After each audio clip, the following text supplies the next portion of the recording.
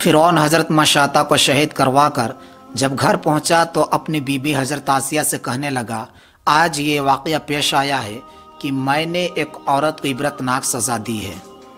उसकी बीबी ने कहा, तेरा नास हो, तूने एक मासूम बच्ची की जान भी ली और एक बेगुनाह औरत का भी कत्ल नाहक किया। फिरौन ने कहा, मैंने उसको इसलिए इबरतनाक सज़ा दी कि वो मुझे खुदा नहीं मानती थी। यह सुनकर हज़रत आसिया ने कहा कि खुदा तो मैं भी तुझे नहीं मानती, बल्कि तू एक आम इंसान है। जब फिरौन ने यह सुना तो हैरान रह गया, क्योंकि उसे हज़रत आसिया से बड़ी मोहब्बत थी। हज़रत आसिया को अल्लाह ताला ने बड़ा हुस्न जमाल अता किया था, इस वजह से वह उससे बड़ी मोहब्बत करता था। चुनांचे फिरौन कहने लगा, तुम कैसी बातें कर रही हो? वह कहने लगी, मैं बिल्कुल ठीक कह रही हूँ कि तू झूठा है। परवरदिगार तो वही है जिसका पैगाम लेकर हज़रत मूसा अलैहिस्सलाम तशरीफ़ लाए हैं। फिरौन ने यह बात सुनी तो उसे बहुत गुस्सा आया, लिहाजा कहने लगा कि मैं तुम्हारा भी वही हशर कराऊंगा जो मैंने मशाता का करवाया था। वह कहने लगी, तू जो चाहता है कर ले, मेरे साथ मेरे परवरदिगार है, मेरे साथ मेरा खुदा है। अब मैंने फैसला कर लिया है कि मैं अपने परवरदिगार को नहीं छोड़ सकती, अलबत्ता तेरी हर चीज़ को लात मार सकती हूँ।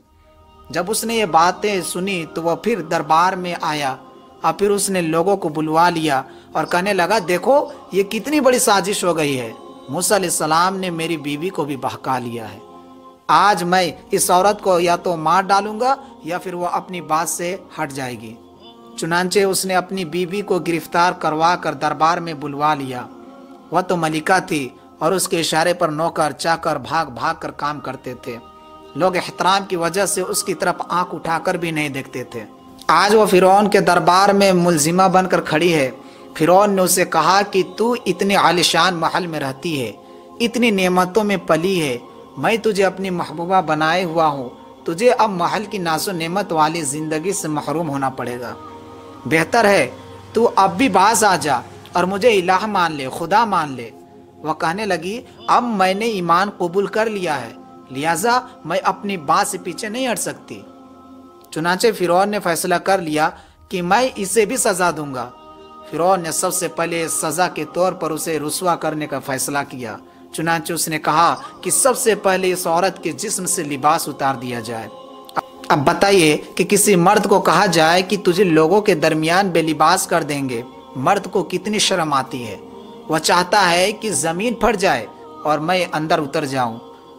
वह तो बिलाखिर औरत थी और औरत के अंदर तो अल्लाह ताला ने शर्म व हया रखी होती है। फिरौन ने उसके जिस्म से लिबास उतरवा दिया।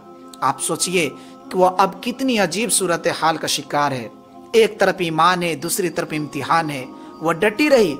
फिरौन ने कहा, अच्छा अगर अब भी नहीं मानती तो मैं तुझे और तरह का अज़ाब दूंगा। चुनांचे फिरौन ने कहा कि इसका मुंह मेरे महल की तरफ करके लिटा दो, ताकि आखिरी वक्त भी निगाहें उसकी मेरे महल पर लगी रहे और उसके जहन में ये बात रहे कि मैं इन नेमतों को ठुकरा कर जलील व खार होकर मर रही हूँ। लिहाजा उसे फिरौन के हुक्म के मुताबिक लिटा दिया गया। उसके हाथों और पाँव में लोहे की कीलें गाड़ी गई ताकि हिल ना सके। उसके बाद फिरौन ने लोगों को बुलाकर कहा कि उसके जिस्म से खाल को जुदा करना शुरू कर दो। अब बताइए कि वह जिंदा औरत है और उसके जिस्म से खाल उतारी जा रही है। नाजुक बदन है मगर उसको बर्दाश्त कर रही है। उसे अल्लाह के नाम पर तकलीफ दी जा रही है। इस तरह उसके जिस्म से खाल उतार दी गई। अल्लाह की शान देखिए, वह अभी तक जिंदा थी मगर जिस्म जख्म जख्म बन चुका था। फिरौन का दिल अब तक ठंडा नहीं हुआ था। चुनांचे वह कहने लगा, मिर्चा लाओ और उसके पूरे जिस्म पर छिड़क दो। हजरत आसिया के जिस्म पर मिर्ची डाल दी गई तो वह मछली की तरह तड़पने लग गई। इस तड़पने की हालत में उन्होंने रब्बुल इज़्ज़त के हुजूर एक दुआ मांगी कि अल्लाह, फिरौन का महल सामने है, वह कहता है कि हमने तुम्हें इस महल से निकाल दिया है, आज के बाद तुम इस महल में नहीं जा सकोगी।